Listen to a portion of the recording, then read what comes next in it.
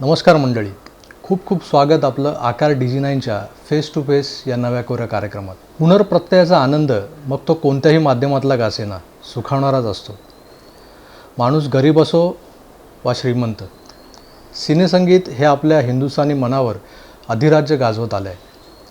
मानवी मनाच्या अंतरंगात कोणत्याही भावभावनांचा तरंग उठला की त्याच्या पार्श्वभूमीवर म्हणजेच बॅकग्राऊंडला कुठलं तरी संगीत वाजत असतं, कुठलं तरी गाणं वाजत असतं. क्षण कोणतेही असोत, आनंदाचे किंवा दुःखाचे, यशाचे किंवा अपेक्षाभंगाचे, ते साजरे केले जातात सिनेसंगीताच्या साथीने. अहो हेच काय घेऊन बसलात, आपल्याकडे बारसं असो व सत्यनारायण, गाणं तो भजनही आहे, नाही का? पुनर्प्रत्ययाच्या याच धाग्याला पकडून आपल्याकडे देशभर फिल्म संगीतावर आधारित अनेक लाईव्ह कार्यक्रम होत असतात. कवर शोज बनवल्या जाणाऱ्या या कार्यक्रमात RD बर्मन म्हणजेच आपल्या लाडक्या पंचमच्या गाण्यांचे कार्यक्रम सर्वाधिक होतात. जानेवारीत पंचमच्या पुण्यतिथीनिमित्त असोत किंवा जूनमध्ये त्याच्या जयंतीच्या औचित्याने. याच औचित्याने लक्ष्मी प्यारे, मदन मोहन, शंकर जयकिशन आदी संगीतकारांचेही कार्यक्रम होत असतात.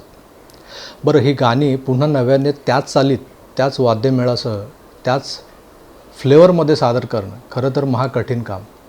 मात्र या कर्मकठीण गोष्टीला सहज साध्य करून दाखवणारी गायक वादक मंडळी आपण वरचेवर पाहत आलो. जुन्या असोत की नवीन, या गाण्यांना मूळचा अस्सल टच देण्याचं काम करतात ते या कार्यक्रमातील विविध वादक आणि या वादकांचा वाद्यमेळ, ऑर्केस्ट्रा, आणि हा ऑर्केस्ट्रा संयोजित करणारे संगीत संयोजक. या संयोजकांमधलं एक नाव आज आघाडीवर आहे, ते म्हणजे अनुपम घटक. वाद्यमेळ संयोजन करतानाच अनुपमदा स्वतः कोंगा आणि इतर तालवाद्य वाजवतात, पण त्यांचं विशेष प्रेम कोंगावर आणि हातखंडाई.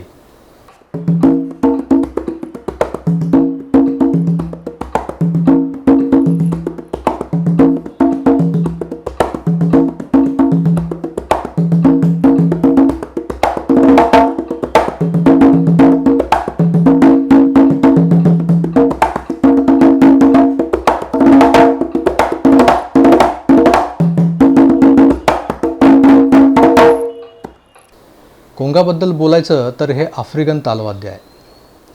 क्युबातही याचा उगम सापडतो. आफ्रो क्युबन म्हटलं तर वावगं ठरू नये या वाद्याला.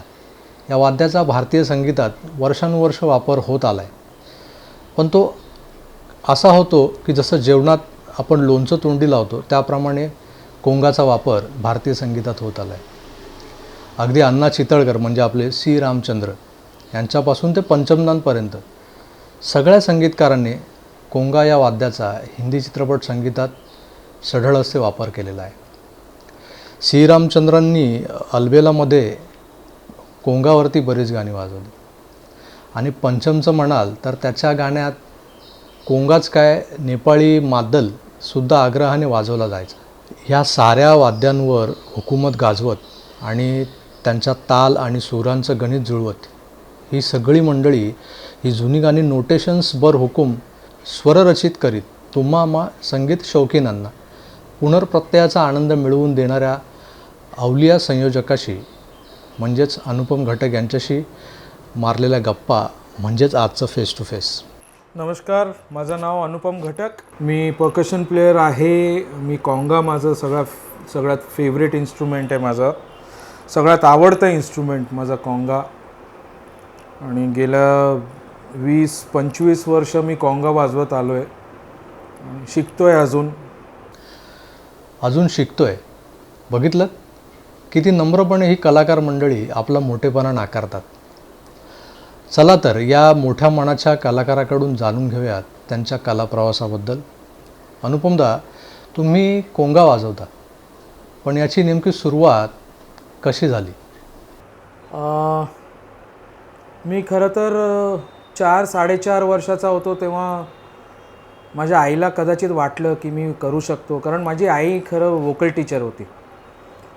आता वय झाल्यामुळे आता ती शिकवू शकत नाही आहे, पण आईला वाटलं की मी तबला वाजवू शकतो किंवा म्युझिक करू शकतो. तर खरं तर तिनेच सुरुवात केलं मला आधी तबला शिकवायला.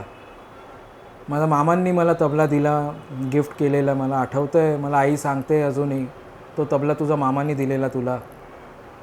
आणि पहिला 3 ताल मला माझ्या आईने शिकवायला सुरुवात केली तिने. आणि नंतर थोडा तबला शिकलो मी, एक 8 ते 10 वर्ष शिकलो. पण तबल्याचं एवढं जास्त रियाज झाला नाही माझा, somehow I don't know why. Ghazal वगैरे वाजवायचो, थोडासा क्लासिकल पण थोडा वाजवायचो. पण मला कुठेतरी असं वाटायचं मला वेस्टर्न म्युझिक काहीतरी करायचं. तेव्हा जरा जरा थोडं कळायला लागलं. आणि तुंबा ह्याचा इन्फ्लुएन्स मला झाला आर डी बर्मनमुळे. आमच्या घरी सतत आर डी बर्मनची गाणी वाजत राहायची. माझे भाऊ त्यापेक्षा मोठे आहेत ते. आमच्या घरी किशोर कुमार, आशाजी, लताजी, आर डी बर्मन ह्यांची गाणी सतत वाजत राहायच्या. तर ते सतत कानात येऊन पडून मला मला वाटायचं हे काय आहे. तर तेव्हा वाटायचं कोंगो बोंगो वाजलं आहे. तुंबा हा प्रकार, खरं तर हा कोंगा आपण बोलतो तुंबा आहे, हा मला माहीत नव्हतं ना. हळूहळू जेव्हा वय वाढत गेलं, समजत गेल्या गोष्टी, बोलतो ना जबी होश संभालते, तर तेव्हा मग मला असं वाटलं की आपण तुंबा सुरू करूया जरा. मग मी 91ला मी झपाटा ऑर्केस्ट्रा जॉईन केला. 1991ला झपाटा ऑर्केस्ट्रा जॉईन केला. आणि तिथून मला कसं कळलं की मनोहर बर्वे ते तुंबा वाजवतात फिल्म इंडस्ट्रीमध्ये. मला बाकी कोण माहीत नव्हतं तुंबा वाजवणारे, फक्त मनोहर बर्वे, मन्या बर्वे बोलायचे सगळे. मी बोललो मग ही व्यक्ती जे आहे मला ह्यांना भेटायचंच आहे कसंही. निवास पतंगे, आता तो नाही आहे या जगात, तो ही इज नो मोर. तो बोलला चल मी तुला घेऊन जातो, मी ओळखतो त्यांना म्हणून. मग त्यांच्याकडे गेलो. मग त्यांनी मला सांगितलं वाजव, काय वाजवतो. कोंगो होता तिकडे एक. मग मी वाजवला. मग ते बोलले बघ मी तुला असं बसून काय असं शिकवणार नाही, मला एवढा वेळ पण नाही, पण तू मी वाजवतो ते बघत राहा आणि काय डाऊट्स असतील ते विचारत जा. असं करून मग मी त्यांच्याकडे भरपूर, फक्त म्युझिक नाही, भरपूर बाकी चांगल्या गोष्टी शिकलो त्यांच्याकडे. ह्या इंडस्ट्रीत कसं, स्टुडिओत कसं वाजवायचं, थोडं टेक्निक त्यांनी शिकवलं मला की ढोलक आणि तबल्याबरोबर कॉम्बिनेशन कसा असतो, काय करू शकतोस. पण एक आहे त्यांच्याकडे, एक माझ्या डोक्यात राहील. त्यांनी तेव्हा 92 साली मला सांगितलेलं, हे जे आम्ही वाजवतो ते आमचं इंडियन स्टाईल आहे, ढोलकबरोबर कॉम्बिनेशन करून आपण वाजवतो.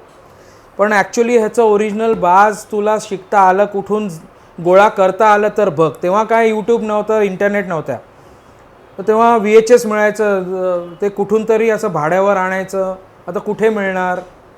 असं करून समहाव वी कुड फाइंड सम सोर्सेस. आणि हे सगळं बघितलं. तेव्हा सांताना फर्स्ट टाईम मी बघितलं, सांताना, कार्लोस सांतानाचा बँड बघितलं मी first time live in Mexico. तर 1986चा शो होता वाटतं त्यांचा, की 1982 मला आठवत नाही. तर तो शो बघितला. तेव्हा मी खरा बघितलं कोंगा कसा वाजतो. आणि मग मला इंटरेस्ट असं वाढत गेलं की नाही, मला ॲक्च्युअल ह्याची जी स्टाईल आहे, कोंगाची स्टाईल जे आहे, ऑफकोर्स इंडियन फिल्म इंडस्ट्रीमध्ये आपण जे वाजवतो ते तर आहेच, ते आपलं बेस आहेच, ते तर कधी विसरायला नाही पाहिजे. आणि मी विसरणारही नाही, कारण त्याची एक वेगळी मजा आहे. आणि ते असं आत्ता या क्षणी मला असं वाटतं की ते जास्त कठीण आहे वाजवणं. आणि असं करत मग मी हळूहळू घरी इंटरनेट आलं, कम्प्युटर आला. 2004ला मी कम्प्युटर प्रोग्रॅमिंग सुरू केला. म्हणजे computer programming as in कम्प्युटरवर music programming, असं रिदम प्रोग्रॅमिंग सुरू केला. मग इंटरनेट आणि हे सगळं फॉलो करत मग ॲक्च्युअल कोंगा काय आहे, मग मला एक 2006-2008ला कळायला लागलं ॲक्च्युअल कोंगा प्लेईंग काय आहे. आणि नंतर मुंबईत Hidalgo Giovanni, father of conga playing जे समजलं जातं, he is one of the best conga players in the world. He is from Puerto Rico. त्यांना बघितलं, मुंबईत आलेले, त्यांना वाजवताना बघितलं, अजून इंटरेस्ट वाढला. आणि मी जेवढं शक्य तो लॅटिन स्टाईल, त्यांचं लँग्वेज, कोंगा प्लेईंगचं लँग्वेज जेवढं शक्य तो ॲडॅप्ट करू शकतो ते करायला प्रयत्न केला आहे. आणि आता बघू, अजून करायचं आहे मला विथ गिवन रिसोर्सेस. कारण I can't afford to go to Berklee और MI म्युझिक लॉस एंजल्सला. बट माझ्याकडनं जेवढं मी शक्यतो I am trying to adapt आणि learn through people, may it be तो माझ्यापेक्षा ज्युनियर असो किंवा सिनियर, मला तर शिकायची इच्छा आहे.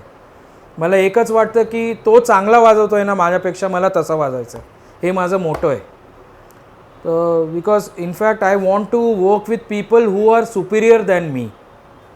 माझ्यापेक्षा जे श्रेष्ठ आहेत आणि चांगले वाजवत आहेत, एक्सपिरियन्स आहे किंवा त्यांचे म्युझिकॅलिटी माझ्यापेक्षा खूप खूप पटीने स्ट्रॉंग असतील, मला त्या लोकांबरोबर काम करायचं आहे so that I get to learn. Anupamda, तुम्ही हे कवर शोज करता. या कवर शोजमध्ये जाहिरातीमध्ये मी बऱ्याचदा पाहिलं आहे की तुमच्या नावापुढे अरेंजर हे लिहिलेलं असतं.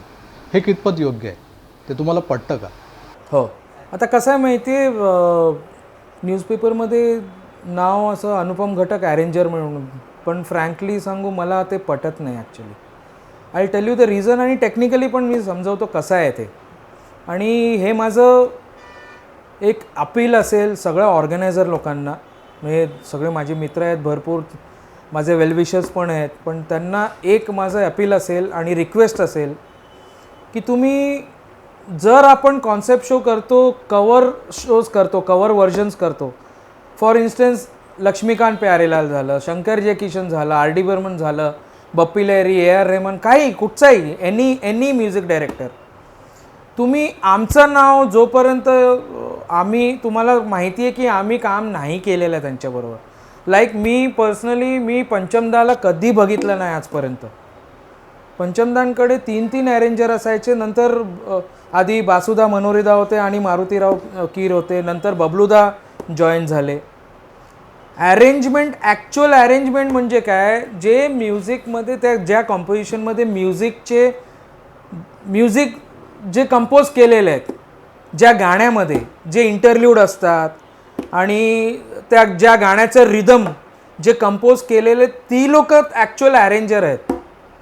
मी जे करतो स्टेजवर, मी कंडक्ट करतो फक्त, किंवा तुम्ही असं म्हणू शकता I am a music coordinator, that's it. मी अरेंजर नाही आहे.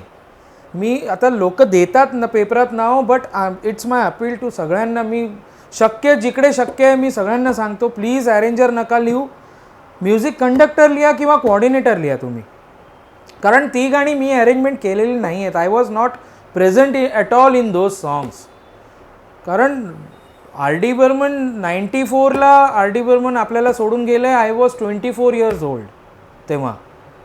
तर मी कधीच बघितलं पण नाही आहे त्यांना. तर मी, how can I be the arranger for those songs. Lekar Hum दीवाना दिल, हे सगळं त्या लोकांनी अरेंज केलं आहे. बासुदा, मनोरीदा, नंतर सागर वगैरे बबलूदांनी अरेंज केलं आहे. मारुतीराव कीर रिदम अरेंजर होते त्यांचे. जेवढे रिदम तुम्ही ऐकाल सगळं मारुतीदांनी केलेलं आहे अरेंजमेंट किंवा कंपोज केलेलं आहे. तर ते अरेंजर झालं. मी फक्त हात हलवतो किंवा एक गाण्याच्या सुरुवातीला एक टेम्पो देतो, 1 2 3 4, बस. त्याच्या व्यतिरिक्त मी काहीच करत नाही. So I am not supposed to be designated or tagged as an arranger for any of the shows.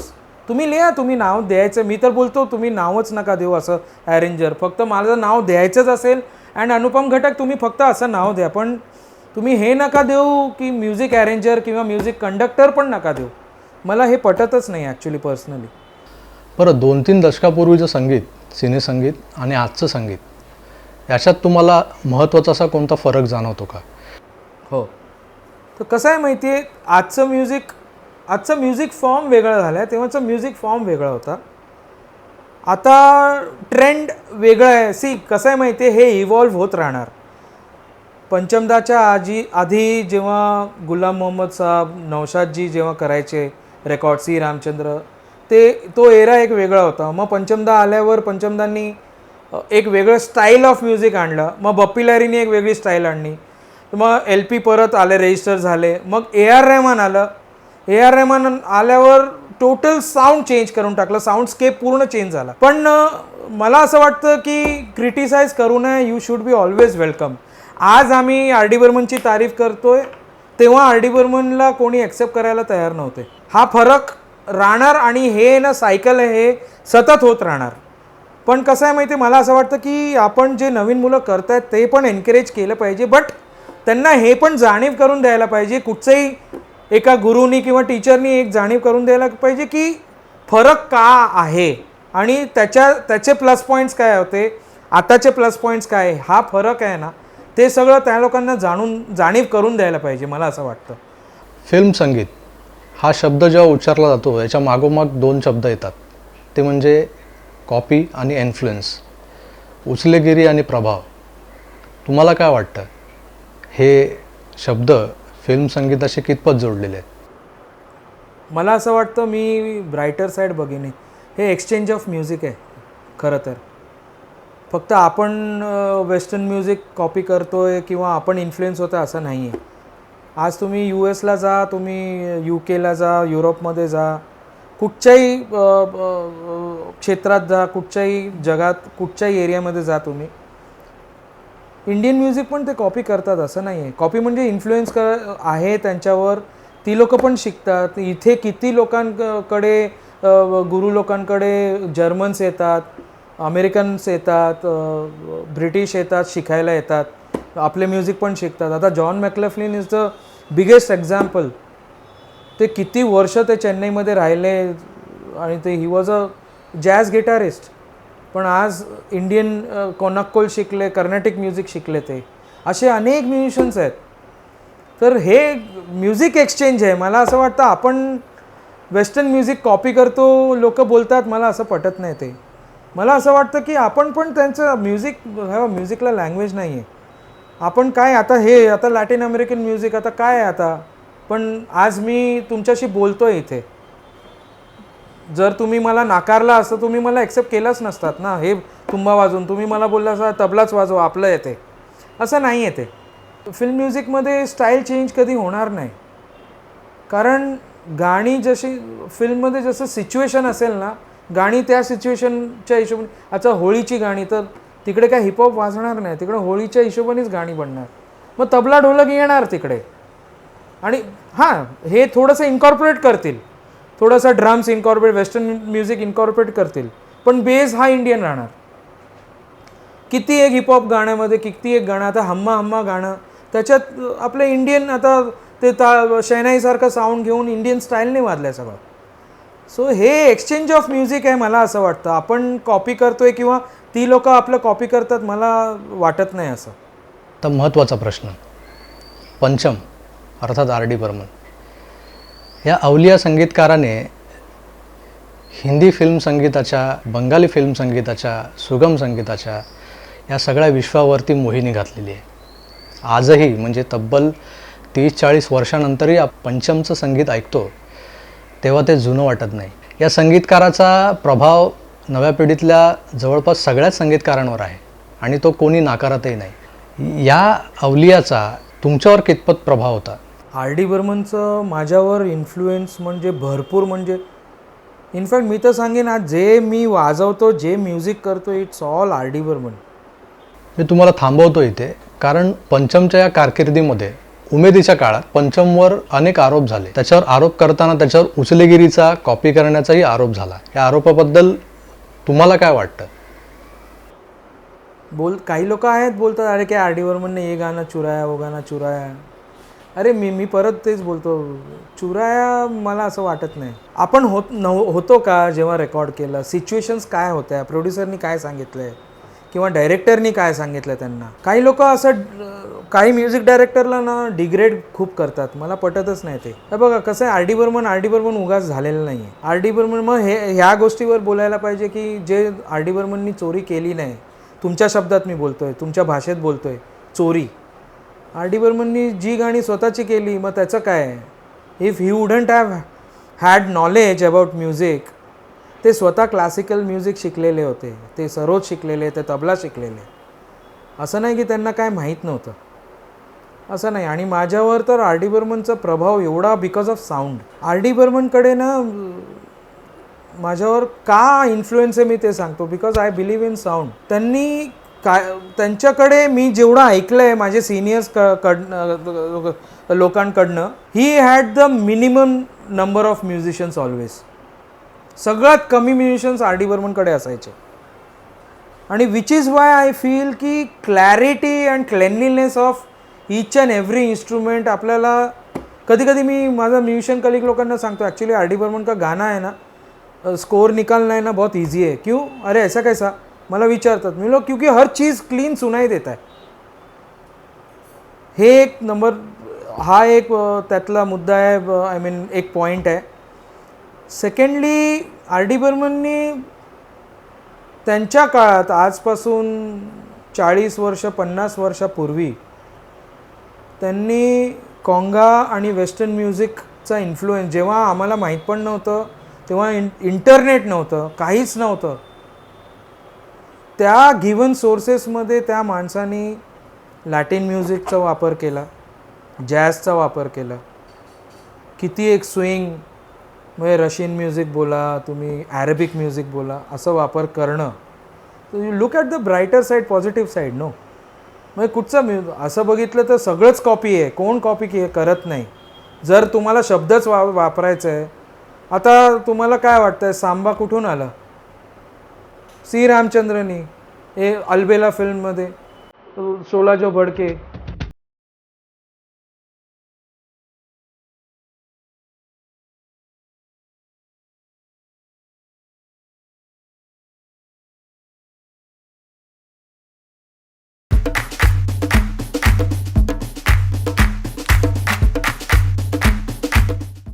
ते सॉन क्लॅवे वाजलेलं आहे, सगळं सॉन मॉन्टूने आणि सॉन क्लॅवे वाजलेलं आहे.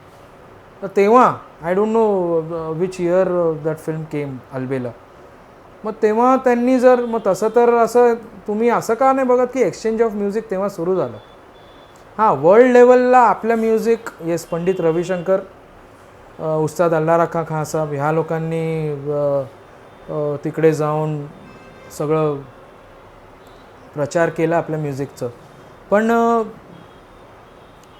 मी तर सांगतो, आज जे जे म्युझिशियन्स जे सक्सेसफुल आहेत, मला नाही वाटत त्यांच्यावर आर डी बर्मनचा प्रभाव नसावा. मला तर वाटतं येस, कारण आर डी बर्मन स्वतः एक इन्स्टिट्यूशन आहे. His music was itself an institution. मी खूप ऑर्केस्ट्रामध्ये वाजवतात, खूप लोकांना सांगतो, हात तयार करायचं, थोडा आर डी बर्मनची गाणी लाव, त्याच्याबरोबर वाजवत जा. एक निम्म तरी, 1-2% तरी तुझा हात तयार होईल. आणि म्युझिकॅलिटी तर अजून तयार होत जाणार. जेवढं ऐकशील तेवढं कमी आहे आर डी बर्मनचं म्युझिक. कारण पिया तू अब तो आजा आज पण मी ऐकलं ना, त्याच्यात काहीतरी वेगळं, एक नवीन, मला काहीतरी, अरे हे का आधी कधी ऐकलं नव्हतं मी, असं वाटतं मला. सो खूप वास्ट आहे. त्यांनी एकही असं एरिया सोडलेला नाही आहे पंचमदांनी, की क्लासिकल कॉमेडी बोला, गझल बोला, कव्वाली बोला, वेस्टर्न म्युझिक बोला, वेस्टर्नमध्ये कुठचंही जॅझ बोला, काही सगळं कव्हरअप केलं आहे. आणि एक हिंदी म्युझिकमध्ये, आणि कसं आहे माहिती आहे, मेन तर काय आहे, तेव्हा त्यांना कॉम्पिटिशनमध्ये कोण होते? शंकर जयकिशन, त्यांचे वडील स्वतः एस डी बर्मन, सलील चौधरी, अशी लोकं होती. त्यांच्यात कट थ्रू होणं it was not an easy job for him. त्याच्यात एवढं, आणि मग एक रेव्होल्युशन आणलं त्यांनी साऊंडचं ॲक्च्युली. आणि त्यांनी जे इव्हॉल्व केलं म्युझिकचं, ह्याला गट्स लागतात. तर मंडळी, असेच आशयसंपन्न आणि दर्जेदार कार्यक्रम यापुढेही फेस टू फेसमध्ये आपल्याला पाहायला मिळणारच आहेत. परंतु तोवर माझ्या आकार DG9 या चॅनेलला लाईक, शेअर आणि सबस्क्राईब करायला मात्र विसरू नका. आणि हो, ही बेलही जरूर दाबा.